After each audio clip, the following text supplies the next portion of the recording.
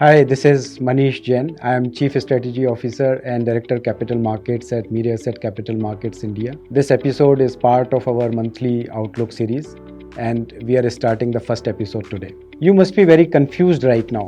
बहुत सारी चीज़ें हैं जो ठीक डायरेक्शन में हैं. जीडीपी ग्रोथ ठीक है, इन्फ्लेशन कम है, फॉरेक्स रिजर्व बढ़िया है, आरबीआई ने इंटरेस्ट रेट कम कर दिया है, इनकम टैक्स रेट कम हो गए, जीएसटी रेट्स भी कम हो गए, ऑयल प्राइसेस नीचे हैं, इंडिया की रेटिंग स्टेबल है, डॉलर इंडेक्स नीचे है, फिर भी मार्केट क्यों नहीं चल रहा है? चलिए थोड़ा समझते हैं. पहले GDP growth, average nominal GDP growth minus average inflation, GDP growth कम है, थोड़ा इशू है. एफपीआईज कंटिन्यूस सेल कर रहे हैं. In last 9 months USD 67 billion. अब आप बोलेंगे एसआईपी तो हर महीने 20, 25, 30 हज़ार करोड़ आ रही है, डीआईआई की बाइंग बढ़िया है, फिर भी क्या प्रॉब्लम है? तो ऐसा है कि मार्केट चलने के लिए सिर्फ बाइंग से काम नहीं चलेगा, सेलिंग भी कम होनी चाहिए या रुकना चाहिए, तब थोड़ा रुपया भी सुधरेगा. अभी 88, 89 पर आ गया है. अब आते हैं वैल्यूएशंस और अर्निंग्स पर और ग्लोबल फ्लोज पर. हम ट्रेड कर रहे हैं 21x पर. अर्निंग्स ग्रोथ की एक्सपेक्टेशन है 4%. ये मिसमैच है और टैरिफ का इम्पैक्ट अभी अर्निंग्स पर आना बाकी है. ग्लोबल इमर्जिंग मार्केट्स ट्रेड कर रहे हैं 15x पर. बातें करें चाइना कोरिया मार्केट्स की तो उनका 1 ईयर रिटर्न है 20%, 36% और हमारा है -3%. कुछ और भी फैक्टर्स हैं. हाउस होल्ड सेविंग्स कम हैं और कंजम्पशन ज़्यादा. Looks like leveraged growth, foreign trips, big cars और EMI maybe. Corporate investments are also not picking up. Job slow हैं because of geopolitics and tariff issues. Services and remittances में take a hit, इसलिए रुपये पर pressure भी है. ये बड़ा फैक्टर है. Keep an I hear. हाँ, एक चीज़ हमने अच्छी की है, हमारे हाउस होल्ड गोल्ड पोर्टफोलियो की वैल्यू बढ़िया हो गई है. तो अब यहाँ पोर्टफोलियो कैसे बनाएं?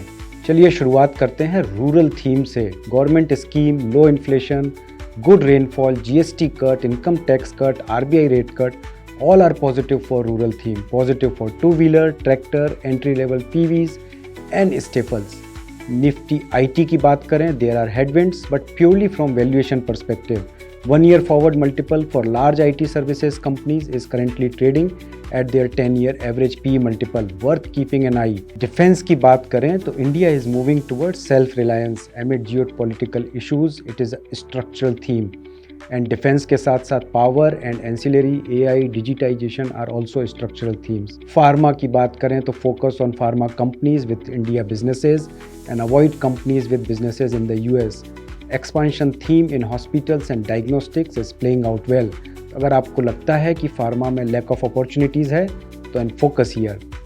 बैंक्स में निम का प्रेशर बना हुआ है. Let us see how RBI acts with respect to rate cuts. Lending और माइक्रो फाइनेंस में growth is expected to be softer. Housing sector, gold finance, AMCs look good. Stock exchanges और broking में थोड़ा regulatory overhang रहेगा.